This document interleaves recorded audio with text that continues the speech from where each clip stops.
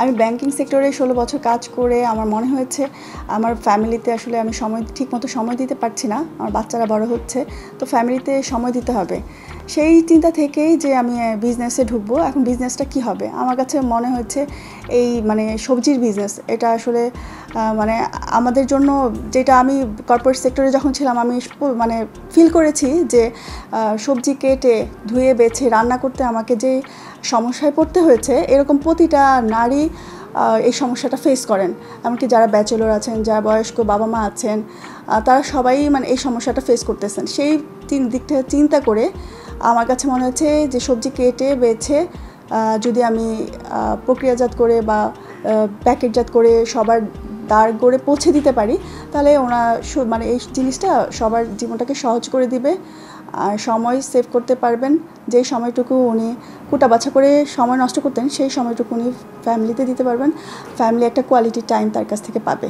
বেশি সেল হয় লতিটা আসলে মানুষ কুটে বেছে খাওয়াটা খুব ঝামেলাপূর্ণ মনে করেন, তো সেই লতিটা আমরা কুটে বেছে প্যাকেটজাত করে দিচ্ছি, ওনারা শুধু রান্না করছেন। তারপর কচু শাক পেস্ট জানেন যে কচু শাকটা ছিলে তারপর সিদ্ধ করাটা একটু ঝামেলাপূর্ণ, তো ওই জিনিসটা ওনারা যখন সিদ্ধ পাচ্ছেন একটা কন্টেনারের মধ্যে, উনি কিন্তু সহজেই এটা রান্না করতে পারছেন। এছাড়া আমাদের কিছু আচার আছে, মিক্সড ভেজিটেবল আচার।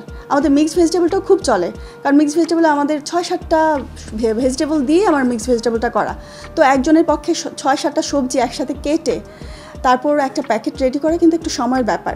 তো যখন উনি মিক্সড ভেজিটেবলটা রেডি পাচ্ছেন, উনি সহজেই সকালে নাস্তাটা রেডি করতে পারছেন। আর এই মিক্সড ভেজিটেবল দিয়ে আমরা একটা আচার রেডি করি, মিক্সড ভেজিটেবলের আচার।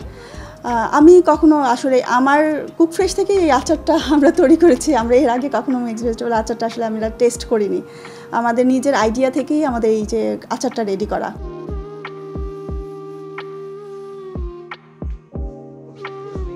অন্য ফ্যামিলি হলে কী হতো জানি না, কিন্তু আমার ফ্যামিলি আমাকে অনেক সাপোর্ট দেয়। আর এই বিজনেসে আমার হাজব্যান্ড পরিকল্পনাটা কিন্তু আমার হাজব্যান্ডই মেইনলি আমাকে বলেছেন যে তুমি এই বিজনেসটা করলে খুবই ভালো হবে। তো এখন এই বিজনেসটা কীভাবে করবো, এটা আসলে খুবই কঠিন একটা বিজনেস।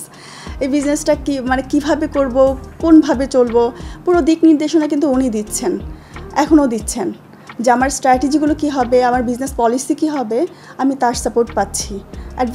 তিনি একজন অ্যাডভাইজার হিসেবে কাজ করছেন। এছাড়াও আমার আঙ্কেল আন্টি, আমার ফ্রেন্ড, ওনারাও আমাকে বিভিন্ন ধরনের পরামর্শ, ফিনান্সিয়ালি সাপোর্ট এই সহযোগিতা করে আমাকে সাপোর্ট দিচ্ছেন।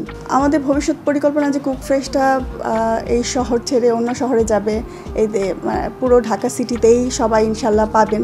আমরা ফ্র্যাঞ্চাইজি বা স্ট্র্যাটেজিক পার্টনারের মাধ্যমে আমরা এটাকে ছড়িয়ে দিব ইনশাল্লাহ। আর যেটা এন্টারপ্রেনার, যে আমি চাচ্ছি যে বিভিন্ন এন্টারপ্রেনার যারা আছেন, ইনোভেটিভ আইডিয়া নিয়ে কাজ করেন, তাদের সাথে আমরা একসাথে কাজ করব। জিনিসটাকে ওরা স্পোক হিসেবে কাজ করবে, কুক ফ্রেশ হাব হিসেবে কাজ করবে।